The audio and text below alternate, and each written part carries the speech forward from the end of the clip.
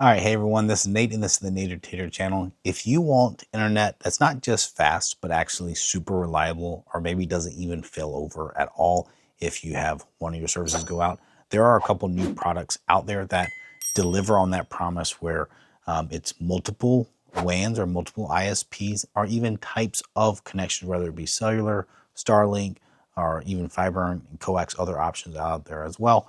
So I want to cover those here in this video. So this is for either business users, enterprise users, or this could be even a avid home user that really needs that for whatever the needs might be, or whether it's working from home or other aspects like that. So let's go in and cover what is out there and what the options are. And this is really spurred on by T-Mobile just launching their SuperBroadband. So I'm going to go into the details of SuperBroadband. I'm going to also talk about some other alternatives, including how you can do it yourself and perhaps save some money on this versus what T-Mobile offers. So, if I go into details here on my tablet, I will share my screen and show you. This is the T-Mobile's page that they show you their SuperBroadband. And really what they've done is combined with Starlink to try to make a super redundant service here. So what it's doing is that, they promise always on connectivity. If we go down from here, what it's showing you is, yes, it's redundant, unmatched coverage. So, pretty much nationwide in the US, obviously there are a couple places where it does not get service for T-Mobile, but majority of places do. And then Starlink is, almost universal as well. So what this does here is, this is what is a great little picture that shows you.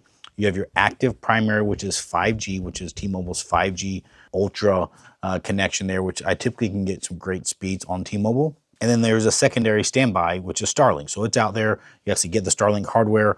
You'll have that up. And then you get a managed 5G router. So what managed means is that you don't control the settings. So this is both good and bad. If you want to tinker and mess with different settings, do band locking, it ain't happening. Not on this. This is going to manage it for you. The benefit is that you don't need an IT system. So if you have a business that you won't have internet and you don't want to mess with settings, that's not your business, right? Then T-Mobile does that for you. They manage it all. They integrate things. Of course, you can ask them to change some settings for you and they'll do that. But then you get your own customer network inside of that. So, right, once you get your building and inside your connection after the gateway, then that is your own Wi-Fi system inside there. So what it does is that it always has those two connections. And then if it were to ever fail, it can switch over between the 5G signal and the Starlink. The problem is that that's not a hot failover. That is a, looks like a cold failover. So you'll lose connection for a little bit, but then it automatically goes to Starlink. The other thing here is the cost. It's $250 a month, which is obviously a lot more expensive than their home internet. And it's because, like I said, it is not the same level of service. Not only do you get the combined Starlink, but you get the managed portion, and the hardware that comes with it is higher end than any of the home stuff. So it's a completely different level product that you really cannot compare back to a home one. But so they also do the installation. That's the other thing, the Starlink installation. I think they do that all included in here. And now, of course, they have a sign-up bonus right now that if you were to sign up, you enter a chance to win for $10,000. But they can go through here and show you some of these things of what makes it different. I think here that's just really what I've already been talking about. It's the same type of stuff. It does work pretty much anywhere. You can put in your address and verify the connection. But they do also, it does say here that it does offer load balancing, which means it would be using both connections simultaneously. I don't have all the exact details of exactly how they do it, because that's different than failover, right? That's where it's actually using both devices and plans simultaneously.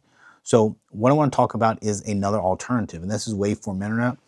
And what's funny is that I saw the SuperBroadband announcement and I was like, oh, this is cool. Let me go look and see what that is. And what's funny is that I've been using Waveform Internet here for several months because they sent me one of their early pilot one's actually the same devices, Peplink devices, and they've been tweaking on their service, but it's basically a very similar type service. In some ways it's better and it's cheaper. So it's like, I wouldn't do the SuperBroadband because there's a Waveform Internet one. So I've used Waveform Internet for their antennas and really helped my home internet. But as I've been saying, Waveform Internet has been my main home ISP for several months here. And what's really cool about it is that it also offers a lot of the same type of redundancy and managed service that this T-Mobile SuperBroadband does. And what they do is they use a Peplink device. So this is a Peplink B1 that's shown on the screen here. I also have a second one, which is a Peplink, I think B1 5G Mini, I think is what it's called, or Max Mini or something like that. And that's in second modem. So I have 2 modems and I have 2 SIM cards in there, and both are active SIM cards. And they can switch them. So I believe mine is on T-Mobile, and I want to say Verizon, but they have T-Mobile, Verizon, AT&T that they can connect to, and they can even switch those carriers with you based off your best signal, or if one goes down, they can actually switch it to another one. So a lot of customization. It is managed, so you do communicate with them to change settings just like you would on the T-Mobile SuperBroadband. And what's really cool is that, like, there's been some times that my one internet has been going down, and I didn't even know it because my home doesn't even lose a connection, right? It has hot failover with bonding, which is something SuperBroadband does not offer. I'll talk about that in a second. But what it means is that when I'm using devices, if I'm video calling in a meeting, one of my ISPs could go down and I don't even notice it. It doesn't have any kind of lag or disconnect. And they've actually texted me and say, hey, we've noticed you have a problem with WAN 1. Do you see any issues going on or whatnot? So that's pretty cool. That's the managed part, right? They're actually reaching out to me proactively to tell me stuff. And that's what's really cool. And then the other thing that they can do is that I actually have a third ISP plugged into this B1 because it also has a WAN Ethernet port in addition to the SIM card that it can connect. So I actually have 3 different services all being used at once, and they can do balancing amongst those. They can do the hot failover, and they do the bonding. So the seamless bonding is really using Peplink Speed Fusion. It's the same really service. And what that does is it takes multiple of your internet connections and then it bonds them together at a consolidator. And what it does a few things for you. One is it gives you absolute hot redundancy. So any one of those can fail and it doesn't affect your connection. It's going to stay connected. The other thing it does, it gives you a constant IP. So you get a persistent IP no matter which one you're connected to that you can rely on and you can connect to a public IP. The other thing that they do is you can pick and choose what type of traffic goes to the bonding versus just goes through the non-bonded channels, because there is a downside to bonding. The main downside to the bonding is that it does have a speed limit, and that's because the hardware actually has to do a lot of thinking and logic. So it's typically, I want to say it's about 150 megabits per second is the bonded cap. But again, what I send through that is basically voice calling, video conferencing, things that I want to stay connected and not glitch or fault. That's what I send through bonding. If I'm downloading a multi-gig movie file, there's no reason to send it through bonding, because if that drops out, it can wait and then reconnect and keep downloading. So that's something that they can set up and they can help out. That is part of the managed process that they do here. Then they offer advanced security. They offer things like firewall and blocking of different devices. They can block ads, which I wouldn't say do because it's a YouTube channel. I make the money off the ads basically. But this is what they do, and then they're US based, right? So I mean, you're talking to a US based person that there's text and messaging that we can do. They can call as well. But what they offer, going into all this detail, is 3 different plans. I think they even have a backup plan too. I think that still exists. The essential plan is basically your 2 SIM cards. It's cold failover, so it's not any type of hot failover.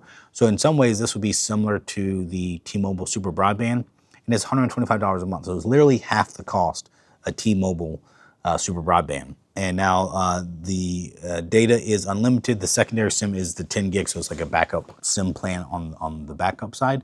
But then they have the smart one and the complete one. And so the difference there is the bonding that you get.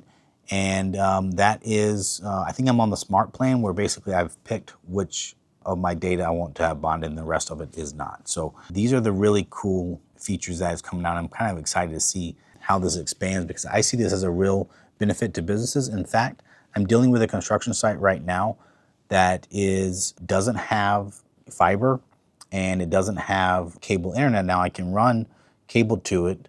The cable is going to be like $200 a month, and that's for like 300 megabits per second speed. And the fiber is going to be $1,200 to $1,800 a month, which I was kind of blown away at that cost.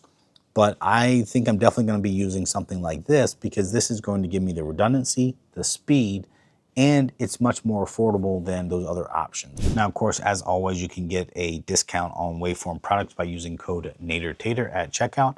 That includes all their antennas, their cables, accessories, as well as the Waveform Internet. So be sure to use that code at checkout if you're interested to get a better deal. Okay, and so that's for the internet portion. But if I want to just get backup, I can click this backup tab, and this actually shows you it's about a $60 price difference if you're using this only as a backup service, not as your main internet provider. So what it does is it takes that essential down to just $65 a month. You still get the hardware, the Peplink hardware, you still get cold failover, you get the managed access or control from Waveform side, but then you want to go to the smart or complete. To me, the smart one, it even shows it as most popular. It makes the most sense to me because it's giving you the hot failover. That's kind of a critical thing for all your critical applications.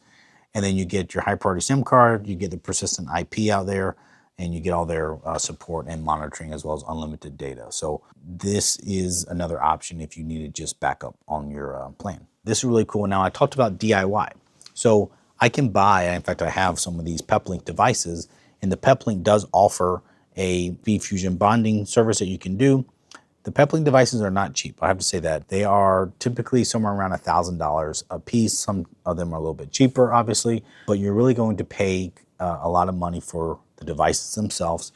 And then you're going to have to piecemeal together a SIM card plan, and that you need to get like a tablet only, data only plan. And to get those unlimited and get priority is very hard. In fact, I don't know how Waveform does this because this is high priority SIM. You see that right now where it's listed.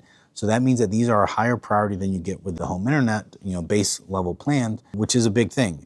So the fact that they get those for that price is impressive. But so for me to piece this together would be several $100s. And then on top of that, I am paying the SpeedFusion bonding costs as well. And then I'm having to make sure I keep it working and active together. All right, so if I log into Peplink and look at their SpeedFusion stuff, if I get their unlimited Connect plan, and this one does say up to 400 megabits per second. Now that is the speed that they throttle you at. It does kind of depend on your actual hardware, if your hardware can support that type of throughput. But here that's $100 for 1 month. So I'd be spending $100 a month just for the SpeedFusion bonded unlimited. And so this is the same thing that, it looks like the same thing that T-Mobile basically offers on their complete plan, where it's all unlimited and it's hot failover. So, that is impressive that is on top of the SIM card plans that they provide you. So, to me, this is why I have this at my house, is that I actually use this and I get complete redundancy. And like I said, I even have another one plugged into it. So I think this is a really good service. And if you are a business, especially, and you need more robust internet, I think this Waveform one works well. The other thing with the Waveform one is that it is not a contract that you have to sign up for, a year or two. Whereas I think the SuperBroadband from T-Mobile, I believe it is an enterprise contract that you have to commit to as well. So you're kind of locked into it. I'm sure there's probably a trial period that you can test it out to see how it works for you. But this T-Mobile one, to me, does not look very compelling versus Waveform, other than the fact that it uses Starlink as the backup instead of cellular. The one caveat to that I will say is that I heard a rumor that Waveform was actually looking at having Starlink as another option on their Waveform Internet. So that would truly make it an easy winner versus the T-Mobile SuperBroadband. So if this looks like a good service for you, if you have questions, do put a comment down below. Or if you have a other idea of a way that you can get this type of level of internet connection and speed and redundancy, let me know, because I want to learn about it myself. From what I've seen, this one looks like the best deal out there in the market.